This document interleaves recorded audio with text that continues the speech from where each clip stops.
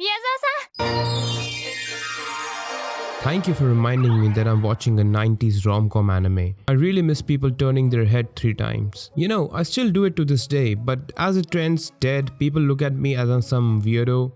I should stop doing that IRL. We start off the episode with a triple head back turn to let the audience know that this show is for real men and women. This is the OG classical rom-com drama that started every cliche that has been done to death by now. We are introduced to our main character Miyazawa Yukino. Like every power fantasy shoujo manga, she is just perfect. The only thing you need to know about Miyazawa-san is that Miyazawa-san is perfect. Everybody loves Miyazawa. She is smart, she is cute, admirable, amazing, and any possible positive complimentary adjective you can find. She is that. But that's only a fake it. In reality, she is a very sloppy person. When she is at home, she just lets herself go. I'm pretty sure that this single character trait is what inspired Umaru's character, while disregarding everything else that makes Miyazawa interesting. Now, if you already didn't know that episodes from 1 to 16 of the show were directed by Hideaki Anno, the person who is pretty well known for writing and directing the ever mother-loving Evangelion, you can clearly see very subtle references to Evangelion in this series. Now getting back to Miyazawa-san. As we already know that she puts a fake face acting all perfect in the school, but even after that, she doesn't get all the praise she believes she deserves. She doesn't get enough praise and admiration from fellow students to boost her egotistic personality, and that really irritates her. The person responsible for all her suffering is this perfect specimen of a human being, Arima. The best way to describe it is that if Miyazawa-san was the person who wanted to be Tracer, then Arima is the person who says, "I'm already Tracer." I know it was a truly exemplary use of modern post-poetry in there. You can clearly see Anno's style in this series. You can see that this series, despite being a shoujo rom-com, really takes its time to set up the atmosphere with just random shots of train passing by, traffic signals, buildings, skies, etc. Ah, there it is again. We are made familiar with who Miyazawa-san really is as a person. The show straight up describes her personality, which is that she is an egotistic person who wants to be praised by everyone, so that it boosts her ego. Even though she is a sloppy person, that doesn't mean she doesn't work hard. She works her ass off to look beautiful and studies day and night to get good grades. There isn't any miracle or superhuman genius involved. She is just straight up a very hard-working person. A little about the show. I like how it is very aware of all character introductions. The text introducing characters has more character and personality than most of today's main characters. Just from one shot of a family, I find them really endearing, and I really love how well they bounce off of each other.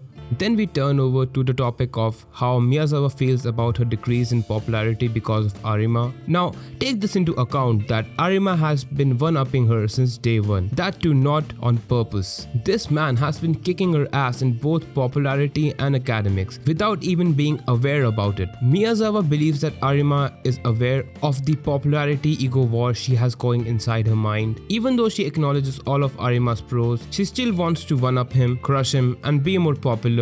I like how her outside face she puts on and her inner emotions are presented in a simplistic yet stylistic manner. Now here we are hinted that Arima is interested in her, and I say hinted with bold quotation marks. Now for a second here, I just want to stop and talk about this man's bangs. It is something very personal that I experienced that is bothering me here. There was a phase in which I had bangs very similar to that he has, thin, pointy and separated. Now when I had them, they used to enter my eyes a lot if I didn't put them to back or slide them to sideways. Now this guy has them right in front of his eyes and he isn't bothered by them. I somewhat now understand why Miyazawa finds him irritating.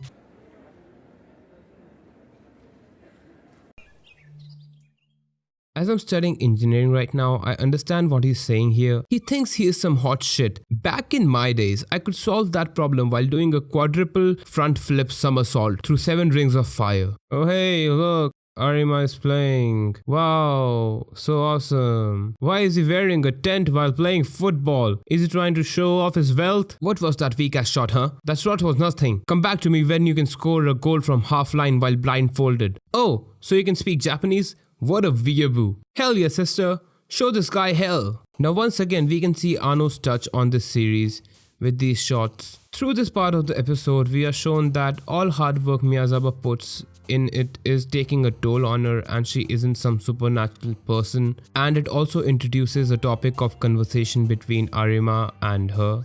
Again, I really like how her personality just flips in a matter of seconds. You know, this is I when I talk to people in fancy places. I pretend to be really sophisticated like, oh yeah, I like Mozart's Philip 21 E sharp. I can't wait for his next upcoming EP. I've heard he has Chopin featuring in it.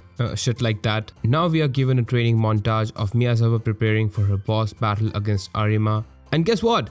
She actually won. Okay guys, let's wrap up the series. Madara got his ass kicked. There's nothing to see here more. Oh wait, there is still Kaguya left? Oh, okay. Yes! Boost her ego more! Give her your spirit power to make the spirit bomb. Oh, there he comes! Huh? I'm pretty sure I've seen this hentai. It is so hard to find the uncensored version of it. Wow, this dude is really humble. Now I feel bad for giving him a verbal veggie. Miyazawa is now reflecting on her hypocrisy. This scene was a genuinely great self-reflection scene. Really builds up Miyazawa's character. This scene was pretty similar to Asuka's part in Evangelion, which speaks volume for how good it is. So now we're in the aftermath of the third impact. A confession scene in the very first episode? Not in my Christian anime. He hasn't even tripped and fell on her and fondled her by mistake. People make shows like this? And where the fuck are the flowers? I thought it was a shoujo. I want my flowers, goddammit! What is this? What is this Cupid glitter fart?